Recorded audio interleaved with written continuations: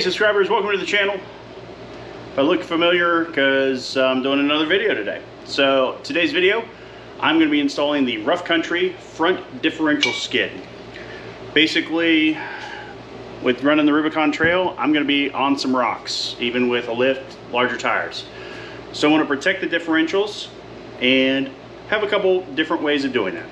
First, you can do a front diff cover so that, you know, it's just thicker metal. When it hits a rock, it's not going to deform like the stamped steel part.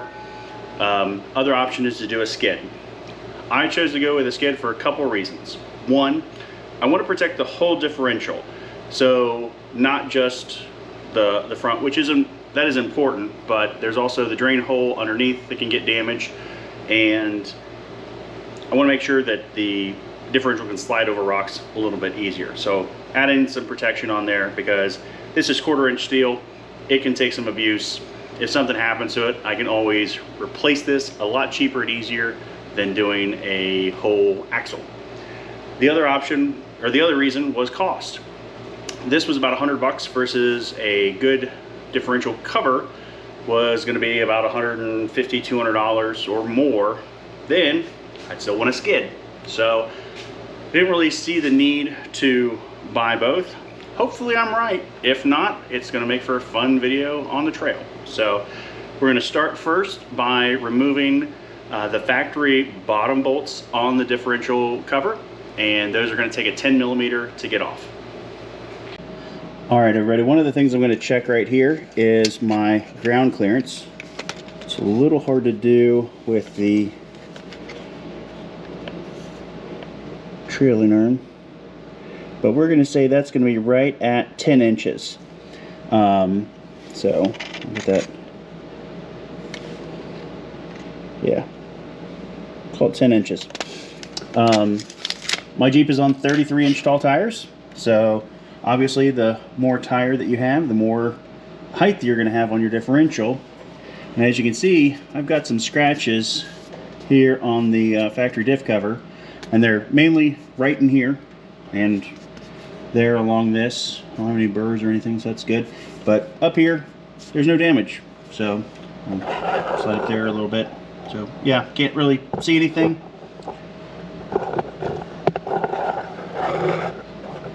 So that's why the skid plate is going to protect this.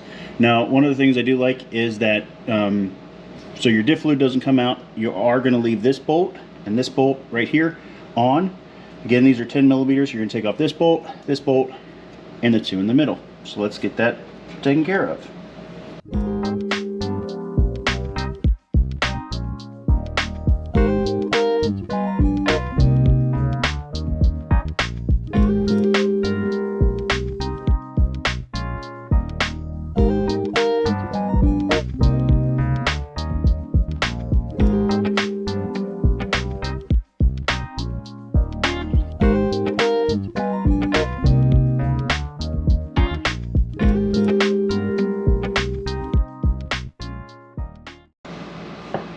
Okay, so this is why I want to add the skid plate too, because this bolt head is actually rounded a little bit. So I can kind of get the 10mm on there, but it doesn't want to stay. So I'm going to have to pound it on a little bit.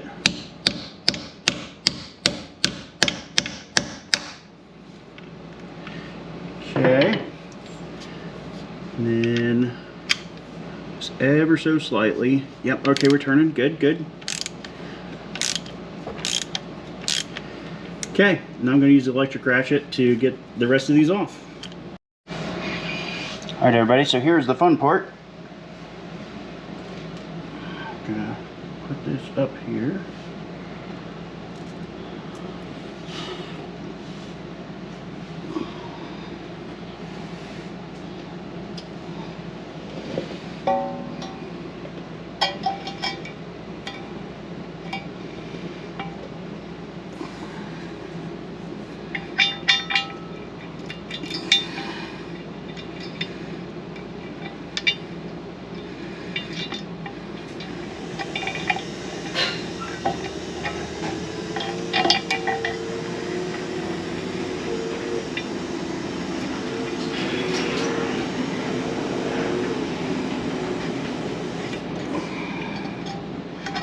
Okay, there's one.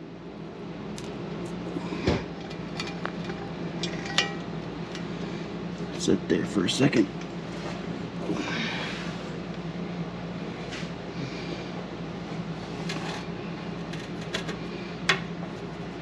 Really hard to do with the camera in your way.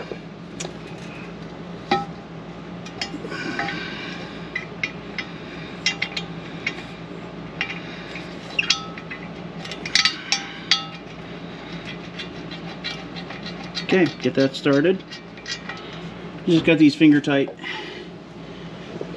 And then we'll put these two in here, and that should pull up the back so that I can put on the back end. Okay, so now we're here at the back. Got the bracket here. It's going to go over the housing and sandwich in between. And basically the feet go forward, and then you want to make sure that it goes on top of, oops, goes on top of the housing, not on the axle itself. And one of the nice things is that right here, you can't really see it. Here, let me kind of move this ABS line out, or brake line all the way. This has a standoff plate from the bottom, so if it takes a hit under here, it's not going to deform into the housing or the drive shaft. So I like that. But, oops, hit that again. Man, that sucker is just like in the wrong spot. So, comes with nylon lock washers. It's going to go up in there.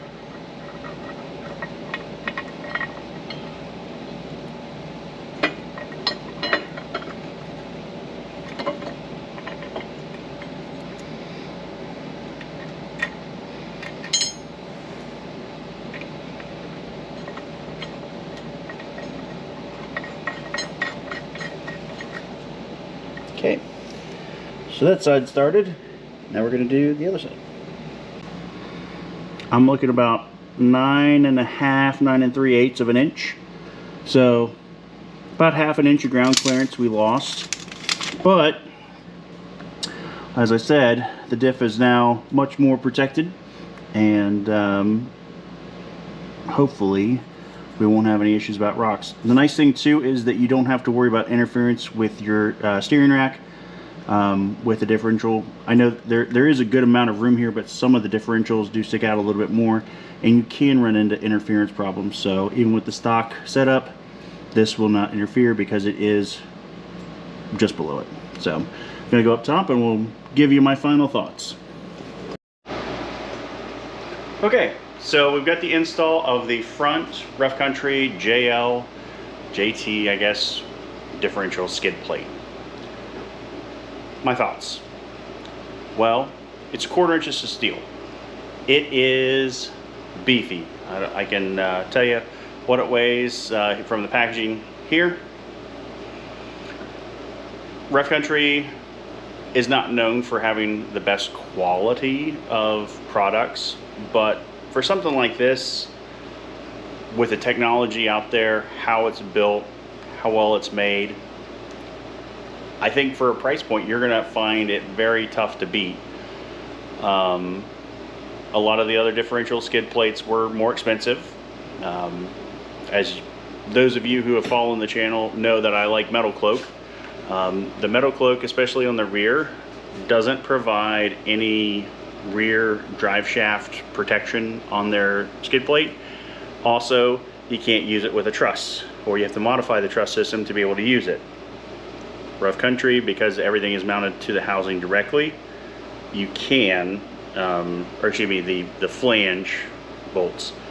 Now, this is a maintenance item.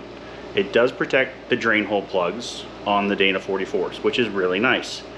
The downside, when you do flushes or change the fluid on your differential housings, you should open up the covers and inspect the gears. So this is one more thing you're gonna have to take off before you do that. But I feel like the protection outweighs any maintenance cons. So we're gonna have it, see how it works on the trail. Hopefully it works well. If it does, great. If it doesn't, I'll let you know. I use my own hard-earned money to buy this thing. This is not a sponsored video, but hopefully if you are looking for something like that, you'll give Rough Country at least a consideration. So that's going to wrap up the video. If you made it this far, thank you for watching. I really do appreciate it. Getting closer and closer every day to the 500 goal, and then on to the 1,000 subscribers, so I can get the channel growing, and it is growing every day, and I can't do it without folks like you. So I do really appreciate it. We are going to do a couple of the club rides here next month, so I'll have some video from that. We're going to do a road ride in Vinton County, and it's going to be a tunnel tour. Can't really drive your vehicle through the tunnels, but there are a couple train tunnels, Moonville Tunnel specifically, if any of you have ever heard of that or want to Google that. Supposedly it's very haunted.